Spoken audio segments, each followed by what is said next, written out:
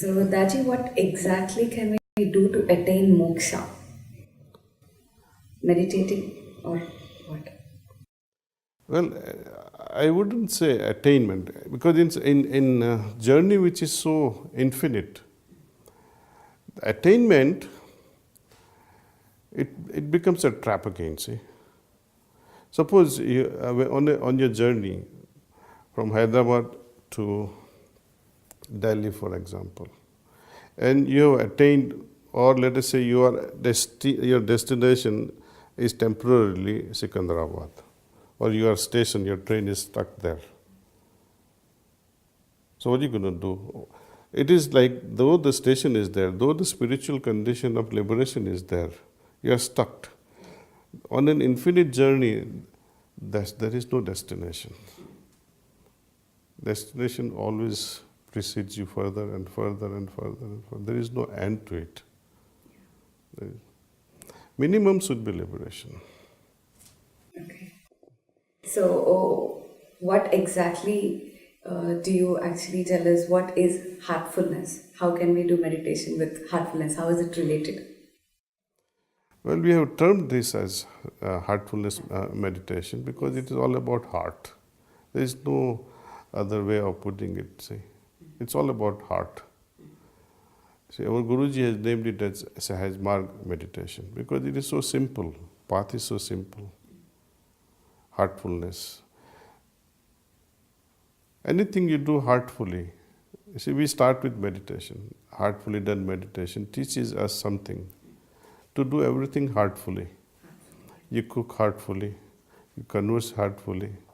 You perform all your daily chores, daily activities heartfully. So this is how you are trained actually. You know, in Lord Krishna says, in Gita, yoga karmasu kausalam. Through yoga, all your activities should become or will become, kausalam means perfect. It will become skilled, your actions, skillful actions. So when you are in a meditative state, you're no longer grouchy. You no longer are getting irritated for every little thing if you are in a meditative state. So one should be actually meditating actively and actively participating in daily activities with meditative mind. Meditation is just the beginning of it, but it must extend into our daily life. Otherwise, it has no meaning. That's true. Daji, what are the key aspects of heartfulness meditation? Oh, wonderful question. I think heartfulness meditation differs from so many, I would say almost all sorts of meditations. Number one, meditation is on the heart. Secondly, this meditation is aided, supported by pranahuti, called yogic transmission. Okay. Thirdly, this meditation is also supported by cleaning process, we call, or fine-tuning yourself. And another next very important element is prayer. Okay. Now, let's begin with what is this pranahuti or yogic transmission offered in this system. Heartfulness meditation does not want you to believe in the system with blindfold.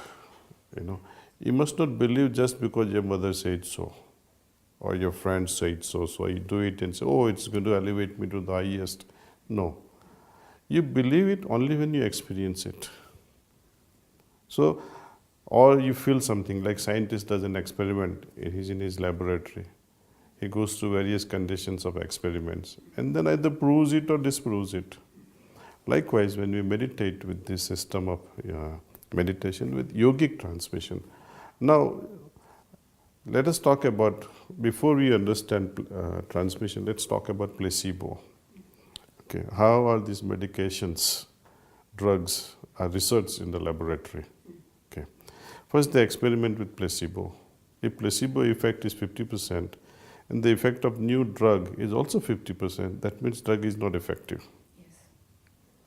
If the drug impact is about 90%, then you can say yes, it is better than placebo and can be marketed for whatever reasons. So they compare placebo versus the active medicine. Now with meditation, with transmission,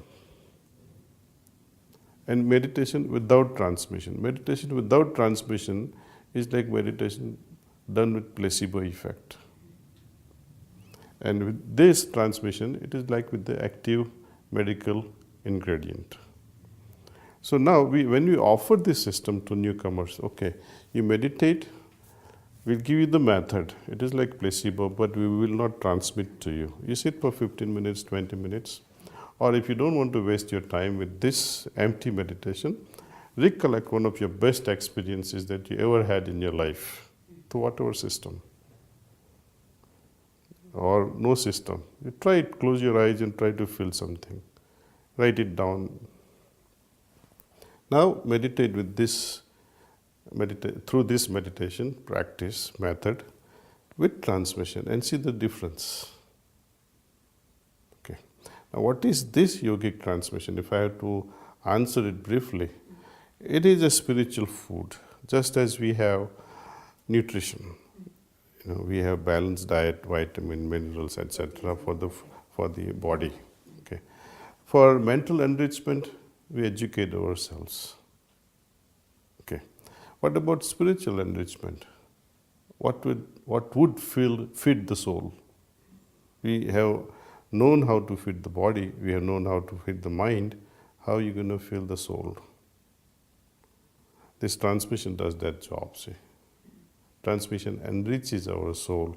So when it is in that enrichment is there, just as we have taken a nice meal after a good fast, you feel that yes, you are content. Likewise, when soul is satisfied with transmission, soul will shower you with so much of grace and peace and samadhi-like state. It will be unparalleled. When you feel this, then you can say, yes, I am the scientist who was experimenting on my heart, and my experience will only tell me it is right or wrong. You are the judge. You see? So I like to say that don't trust the system because somebody says so, but follow this meditation like a scientist would and prove it to yourself beyond any doubts that yes, it can do so. So this is what we are offering in a bold way, in a courageous way to all the young minds, old minds. All are welcome to try it out in the laboratory of their own heart. Yeah. Okay. Now, second extraordinary feature I told you about is cleaning, fine-tuning yourself. Now, what is this cleaning? Suppose I go to a theater, watch a movie. I come up with some sort of impression. Whether I enjoy it so much, I keep laughing, remembering the characters. Or another character I remember and feel like crying. You see, these are the impressions I carry. I'm not part of this whole scenario, but story has impacted me so much. It forms an impression in my mind. On the way, when I see, for example, in a garden, a rose flower, I look at it, oh, it's a beautiful rose flower. Second day when I'm passing through the same garden, it's even better looking today. I try to hold it now.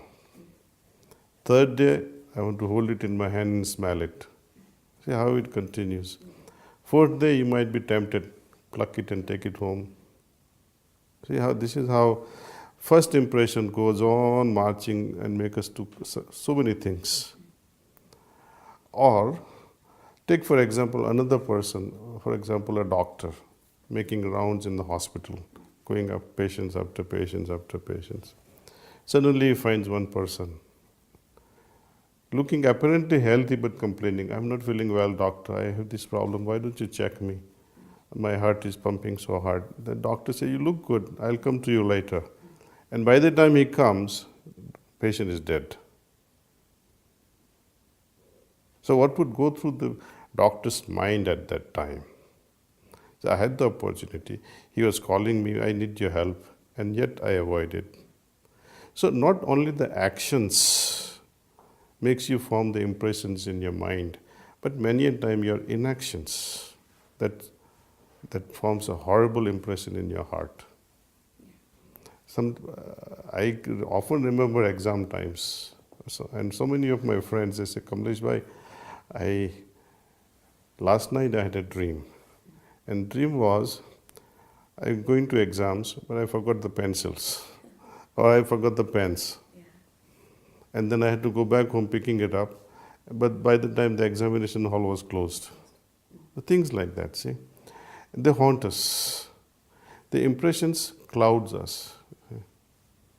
About a person, for example, your mother shouted at you. And when you come back home, you are entering with the same mind frame, oh, mother may be still angry today. But she may not be. It was your morning impression. See, likewise, many other people say, oh, he's driving Mercedes, for example. Not necessarily he's the owner of it. Yeah. When we remove these impressions and see the things directly without the help of these impressions, we are able to judge things better with total clarity. So we have to get rid of these impressions little by little, because only because of these impressions we are not able to decide things in an unbiased way. When you have impression about something, that will make you judge according to the previous impression. When you want to judge a person or a situation, let there be a fresh perspective. So through cleaning, we are able to remove all these impressions. Often there is a moment, there can be so many moments in lives, in our life, where we formed very, very deep impression. And often these deep impressions are arising out of guilt. What is the chain reaction? How they form? Have you seen, you analyze yourself from morning to evening. Moment you wake up in the morning till you go to bed. Different moods. Okay. They keep changing. What else you notice? We see so many things. Your mood keeps on changing. It won't be